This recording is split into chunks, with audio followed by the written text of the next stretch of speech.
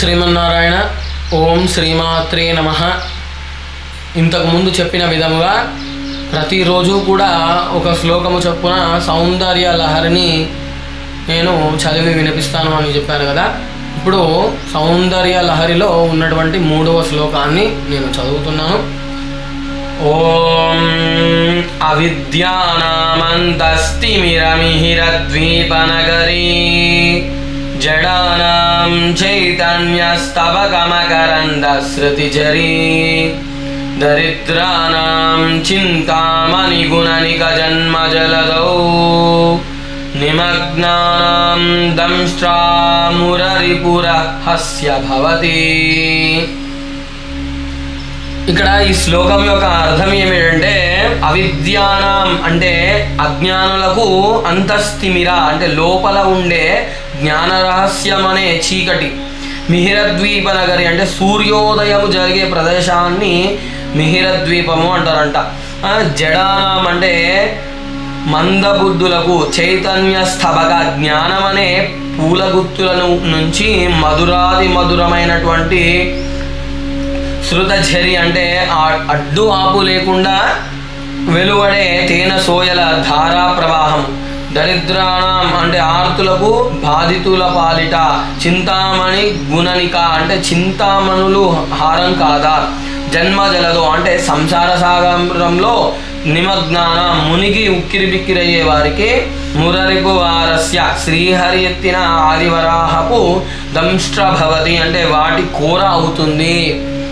2వ శ్లోకము అంటే తనీయాం పాంసుం తవ చరణ పంకేరుహభవం, అది 2వ శ్లోకంలో అమ్మవారి యొక్క పాదధూళిని త్రిమూర్తులు తన నెత్తిలో కానీ తన ఒంటికి కానీ అట్లా పూసుకొని ఆ వైభవాన్ని చెప్పారు కదా. ఇది 3వ శ్లోకంలో అమ్మవారి యొక్క పాదధూళి ఎలా కాపాడుతుంది అంటే శంకరాచార్యులు గారు చెప్తారు, అమ్మా ఓ మాత జగజ్జనని, నీ యొక్క పాదధూళి అజ్ఞానులకు భాస్కరుడు తేజరిల్లే నగరంగాను, ఇంకా మూర్ఖులకు జ్ఞానం అనే పుష్పగుత్తిలో ఉన్నటువంటి మధురాతి మధురమైనటువంటి తేనె సాగరముగాను, దరిద్రులకు చింతామణి సదృశ్యంగాను, సంసార సాగరంలో మునిగిపోయిన వాళ్ళందరికీ కూడా వరహస్వామి యొక్క దంష్ట్రగాను అమ్మవారు కాపాడుతుందంట.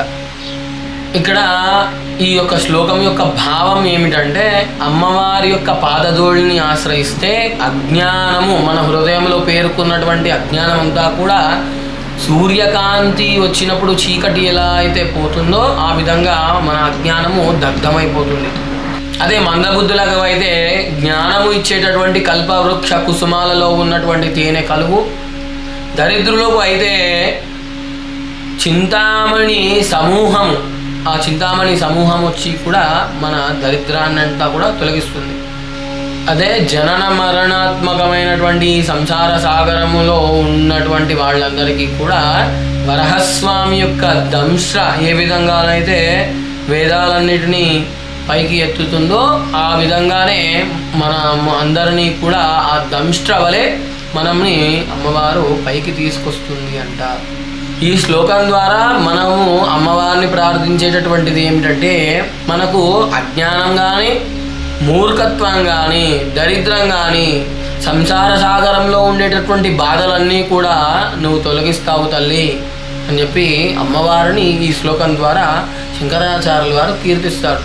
ఇక్కడ మనము ఈ శ్లోకం చదివినట్టయితే మనం కూడా అమ్మవారిని అదే విధంగా ప్రార్థించినట్టు అవుతుంది. అమ్మవారి పాదాలని ఆశ్రయించినట్టయితే జన్మ జన్మల నుండి వెంటాడుతున్నటువంటి దుఃఖము, పాపరాశి, అవిద్య అంతా కూడా నశించిపోతుందంట.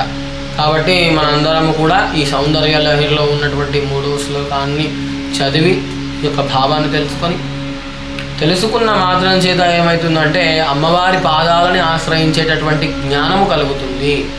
ఈ యొక్క సౌందర్య లహరిలో ఇది 3వ శ్లోకము.